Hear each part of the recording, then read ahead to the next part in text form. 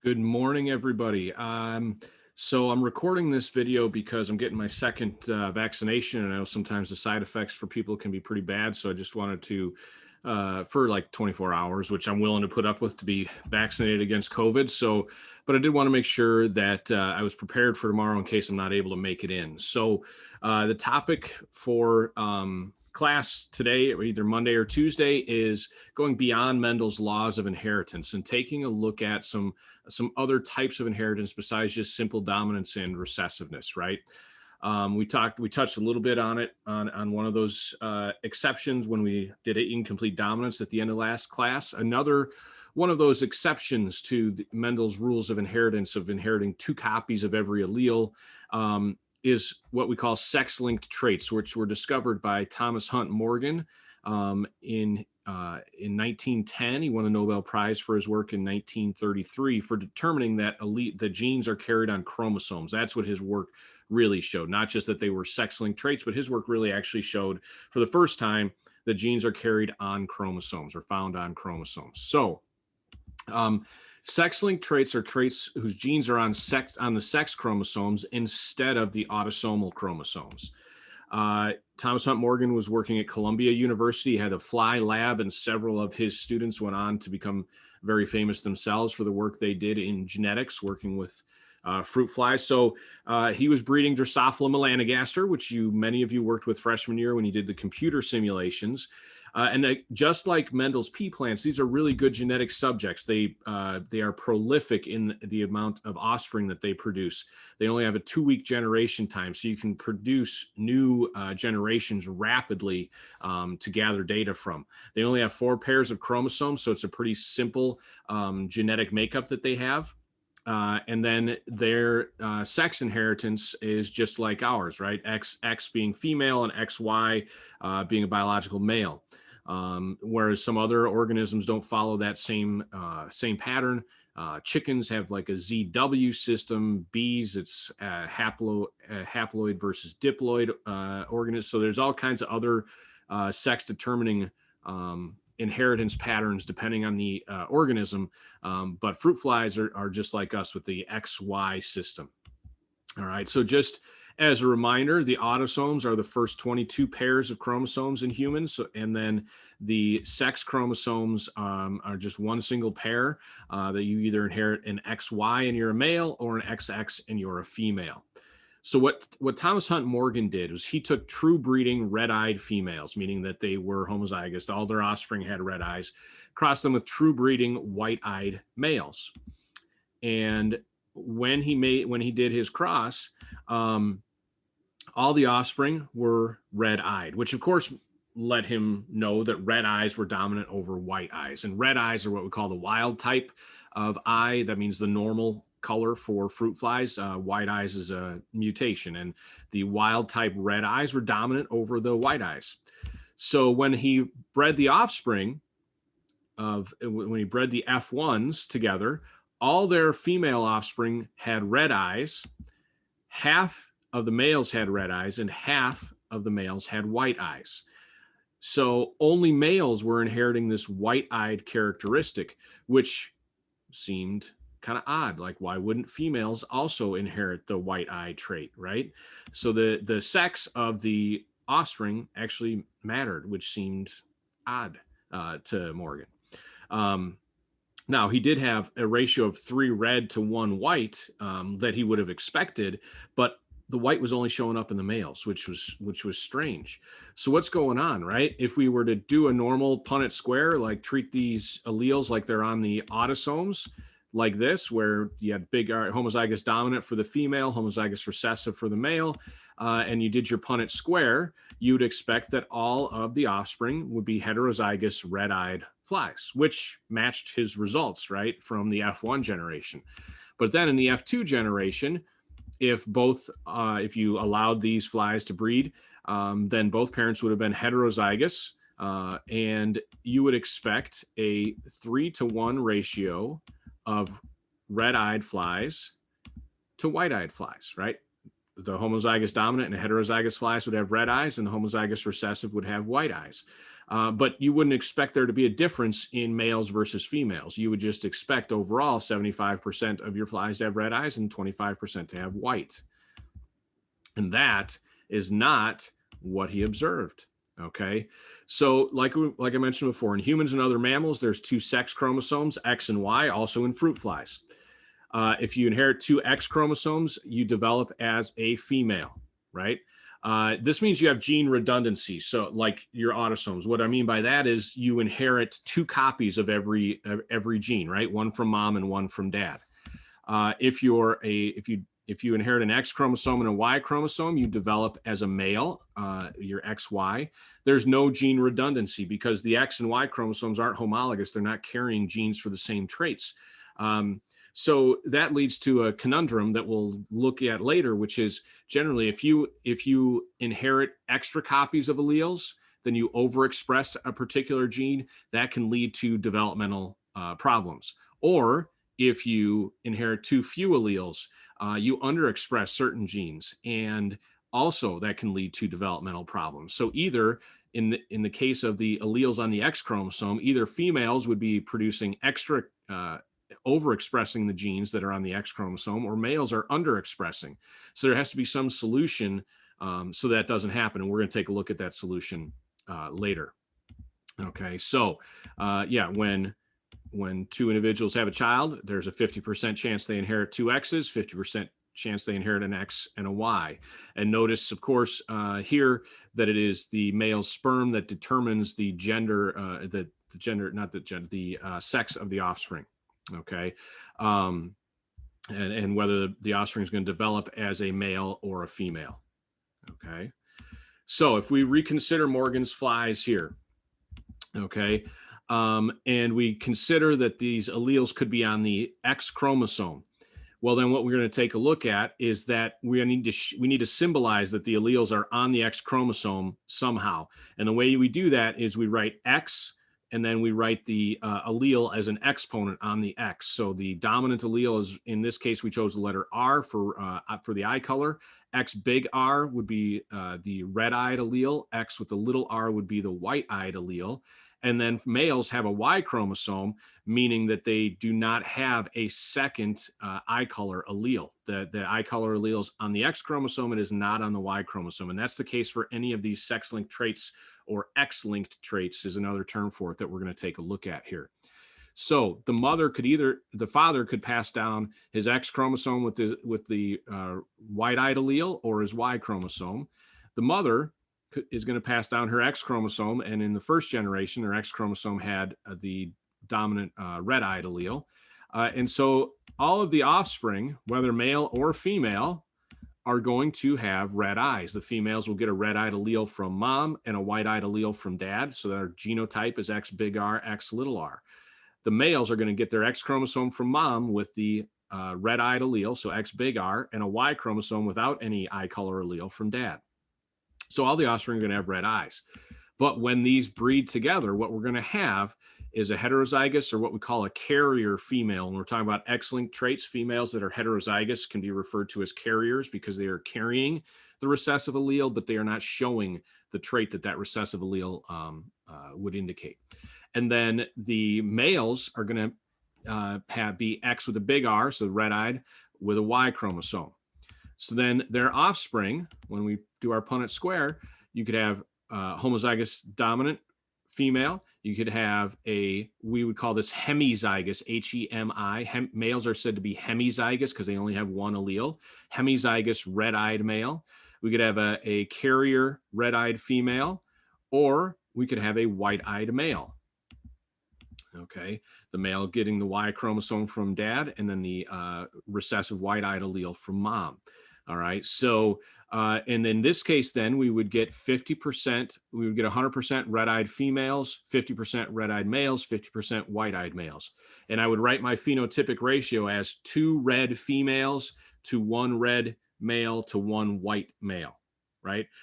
Because you do need to include the male and female when you're doing X-linked traits, because the sex does matter and make a difference in how the trait is inherited. And it is part of the phenotype as well. So you do need to include that when you write your phenotypic ratio. You can't just write red and white, you need to include male and female when you do your phenotypic ratio for an X-linked trait. Okay, so this is how that works. There are other X-linked recessive traits that humans have. Hemophilia is one. Red-green color blindness is another. And muscular dystrophy is a third. Muscular dystrophy, you produce a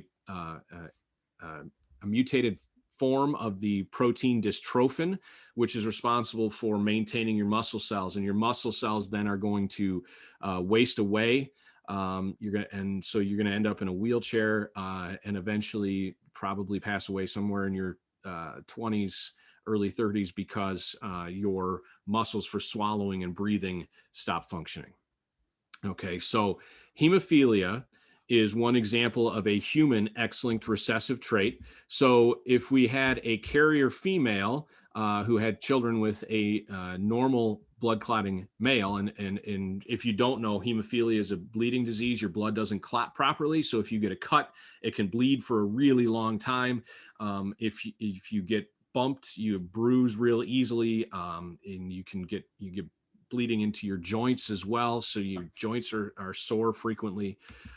So a female carrier could either produce an egg cell that has an X with a big H or one with an X with a little h. And the male is either going to produce an X with a big H or a Y. Okay, so the male sperm, X big H Y. The female's eggs, X big H or X little h. Okay, and so in the offspring, we're going to get all of the females be expected to be normal, right? Which in terms of blood clotting. So we're going to have 2 normal females to 1 normal male to 1 hemophiliac male. Okay. You don't include carrier when you do your phenotypic ratio because you can't look at somebody and know whether they're a carrier or whether they're homozygous dominant and normal. So you would just say 2 normal females. But we know that the heterozygous female is said to be a carrier here. So who inherits X-linked recessive traits most often? It's almost always the males. It's rarely females that ever get an X-linked recessive trait because they have that gene redundancy and they will inherit 2 copies of the allele. So if they inherit a recessive copy, it can be hidden. Males, they can't hide that recessive copy that they inherit, and they will show that particular phenotype. So on the sex chromosomes, the Y chromosome has very few genes other than what's called the SRY gene, which is the sex-determining region of the Y chromosome that is the master regulator from developing as a male. It turns on the genes for the production of male hormones, and it has, so that one gene has many effects, and we call it one gene that has many phenotypic effects. We say that is an example of pleiotropy, and that gene is said to be pleiotropic because that one gene has many, many effects. Okay, and we'll look at that in more detail tomorrow or next class. The X chromosome has many other genes or traits beyond sex determination. And like I said, mutations found on the X chromosome can cause hemophilia, muscular dystrophy, and color blindness, among others. So these are all genes on the X chromosome: Duchenne muscular dystrophy, Becker muscular dystrophy, Fragile X syndrome, albinism, deafness, all kinds of alleles and genes. Ichthyosis, you end up with like real scaly, dry skin if you inherit the recessive form of that gene. So there's all the hemophilia A, hemophilia B, color blindness, several forms, all on the X chromosome here. And these are all recessive X-linked traits here. Okay, so sex-linked, when you hear that, think X-linked, it's usually the X chromosome. There's been more than 60 diseases traced to genes on the X chromosome. The Y chromosome has less than 30 genes on there, right? So you got the sex determining region, and then who knows what, these other ones, not really important. All right, I'll let you take a look at some of these. All right, so just kind of making fun of boys here, but these aren't actual genes, right? The RIF gene for the air guitar is not actual. The itchy and patooey genes, not actually, and notice they're linked. Self-confidence, right? The self-confidence gene, note it's not linked to the ability gene. Very, very accurate there. So remember I mentioned where you could either if you have too many copies of alleles, you overexpress those alleles, it can lead to developmental problems.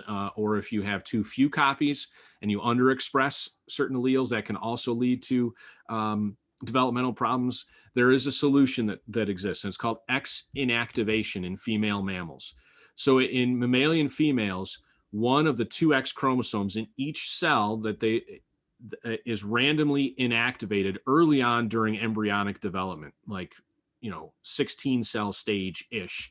And that inactive X chromosome that gets inactivated, it condenses down into what's called a bar body. So you'll see a normal chromosome and then this coiled up, shortened little structure called a bar body.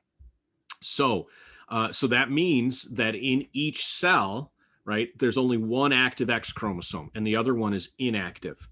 What's interesting is if a female is heterozygous for a particular gene located on the X chromosome, she's going to be a mosaic for that character because it's totally random as to which X chromosome gets inactivated in each cell. So in some cells, the X chromosome with the dominant allele is inactivated, and in others, early in embryonic development, it's the X chromosome with the recessive allele that would be inactivated. And so all the descendants of those cells would have the same X chromosome inactivated. So females are going to have certain areas of their body where one of the X chromosomes is where the dominant X allele is active, and others where the X chromosome with the recessive allele is active. And so one place where we can really see the effects of this and get a good understanding of what that really looks like and means is coat color and the calico coat color inheritance in cats, right? Calico cats are black and orange, but you can only have only female cats can be calico. Males are either black or orange, but they're not they don't have some black and some orange areas. So early on in embryonic development, you get your zygote here that has one X chromosome that's got the orange color allele and one that's got the black color allele. Early on in the embryonic development, one of those two chromosomes is inactivated into a bar body in each cell. And then all the descendants of these cells will have the same X chromosome inactivated. So in some areas of the cat's fur, the orange allele is active, and in other areas, the black allele is active. Okay, and that's how you end up with that black and orange furred cat, because you have the different alleles active in different parts of the body. Okay, so that I think is kind of interesting.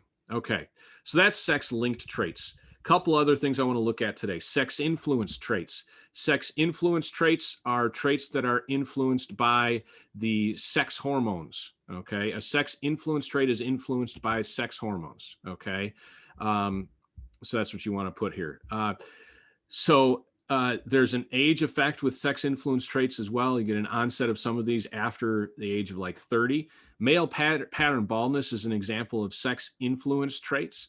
It's a dominant trait in males and recessive in females. So what happens here is that if males inherit one allele for male pattern baldness or two, they're going to have that male pattern baldness develop where they get the bald spot in the back and a receding hairline in the front, and they eventually meet. Even when females have inherited two recessive alleles for male pattern baldness, they don't go bald in the same way. They don't really go bald. Their hair just really thins out. Okay. And singing voice is another example of a sex-influenced trait. A tenor in the alleles that cause a male to be tenor would cause a female to be a contralto.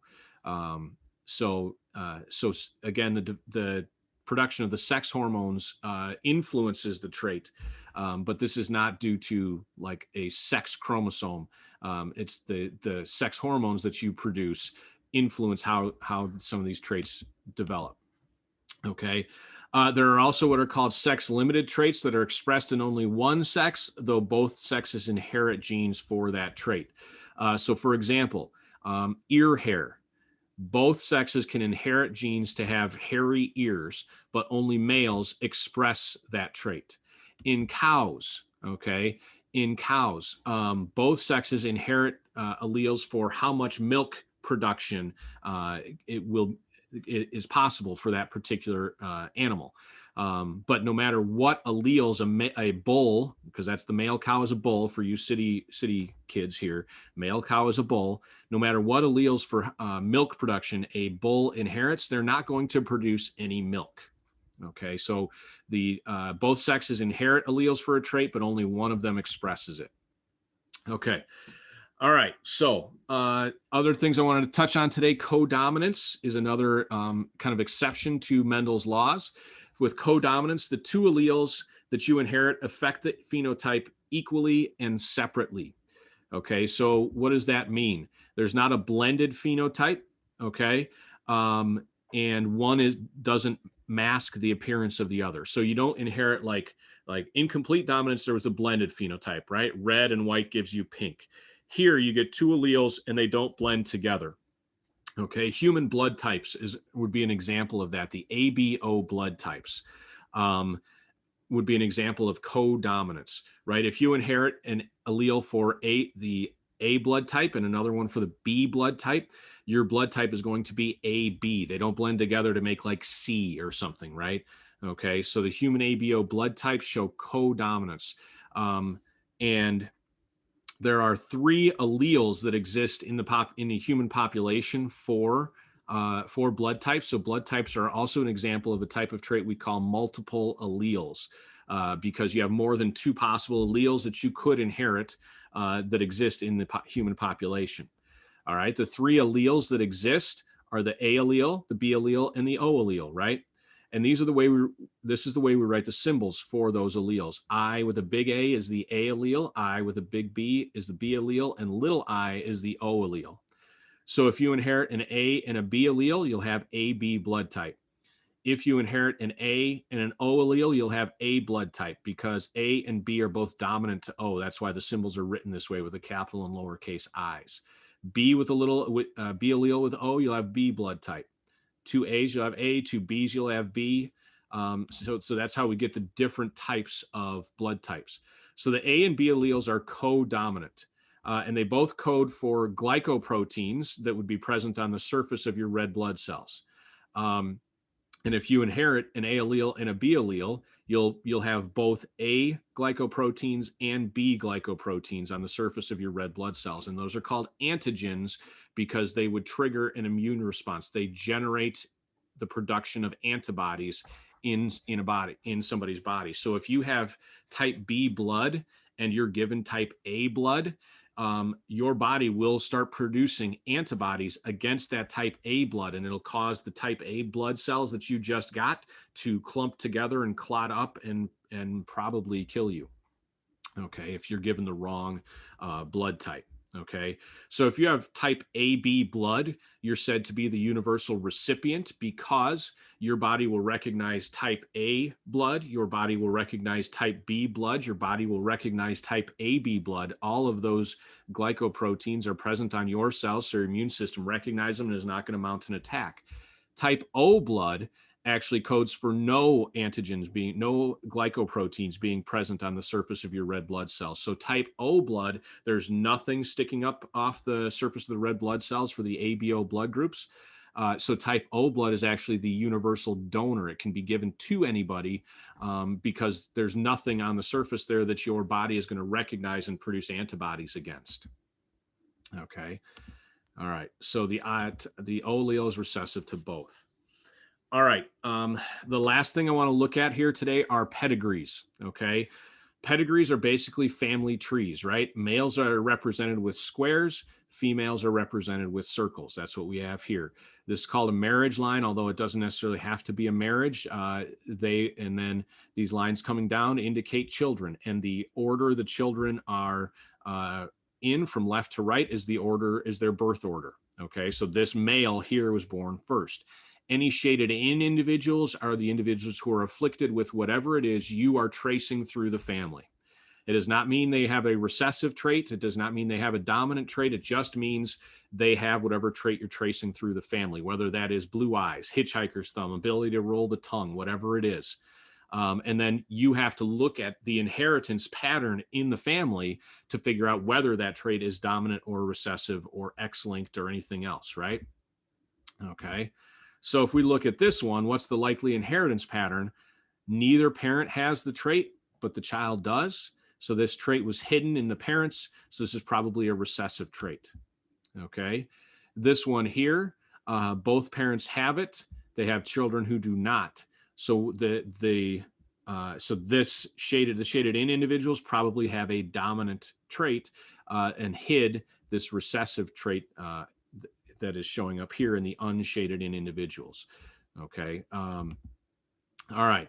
So when we look at pedigrees, when we analyze them, it reveals the patterns in the inheritance, right? So this data is mapped in a family tree, like widow's peak is a dominant trait, having that point in your hairline right here. And we can see this doesn't skip generations. The widow's peak does not. It is not hidden in one generation or the next. Having free earlobes is dominant to having attached earlobes. So we can see that the attached earlobes skipped a generation here. The parents didn't have it, but then the kids did. That indicates a recessive trait. Okay. One interesting pedigree to take a look at is Queen Victoria's family tree. This is Queen Victoria with her descendants here, Queen Victoria of England. And Queen Victoria did not have hemophilia, but she was a carrier for hemophilia. Her dad didn't have it. Her mom didn't have it. It had never really been in the family, although if you look farther back, some members of her family were said to have consumption, which is maybe what they had was hemophilia. Consumption was just kind of a catch-all phrase for kind of being weak or being sick. And her father was Edward, Duke of Kent, who married Queen Victoria's mother when he was pretty old. So some people were hypothesizing that maybe that was because he was actually gay and only married because it was expected of males in the royal family back in the 1800s. And that Queen Victoria was actually the daughter of maybe her mother had a lover, and that was where Queen Victoria came from and where the hemophilia came from. But that's pretty much been discredited.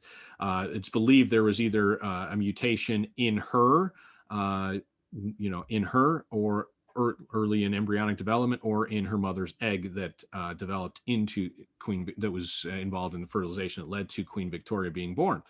So if we look at Queen Victoria's children, she had a son who was not, first had a daughter who was not hemophilic, had a son who was not a hemophilic. Then she had a daughter, Alice, who was a carrier for hemophilia. And Alice married the Duke of Hesse in the Prussian royal house and had a daughter who was a carrier and passed it down to hemophilia down to two of her sons. And then also had a son named Fred who had hemophilia. And Fred, when he was like 3 or 4, he got a cut in his ear and it bled for 3 days before it finally stopped. But then about 3 months later, he was playing in Alice's room and being super rambunctious, ran out through a window, fell over the balcony and fell off the balcony and died by that evening. All right. And then you had Leopold, who was hemophilic and married here into the Russian royal house. But the one that is really interesting here is one of Alice's daughters, Alexandra. Alexandra married into the Russian royal house as well, married Tsar Nicholas II. Okay. And they had 5 children. They had 4 daughters, Anastasia being one of them. You may have seen that Disney movie. And then had a son, Alexis, who was hemophilic, and he was in constant pain. He had bleeding into his joints. And part of that may have been because Alexander was always around him and hovering over him and adding to his stress, which would just increase the problems. And so they turned to a monk by the name of Rasputin, who was able to calm Alexis down. Now, as they turned to him, he was not a good dude. The affairs of Russia fell into chaos, and the Russian Revolution occurred. And none of these daughters survived to adulthood. They were all executed along with Alexis. So we don't know if any of them were carriers. But the Russian Revolution that occurred because of the affairs of Russia, descending into chaos as the parents worried so much about their son that they weren't paying attention to what was going on. The Russian Revolution led to Lenin coming to power and communism rising in Russia, right? Which eventually leads to the Cold War. Okay, so the Cold War and the rise of communism in Russia can all be traced back to Queen Victoria, of course, being a carrier for hemophilia. So everything comes back to biology. Biology really is quite important here. So anyway, that's it for today. If you have any questions, please reach out to me, and I will talk to you guys later.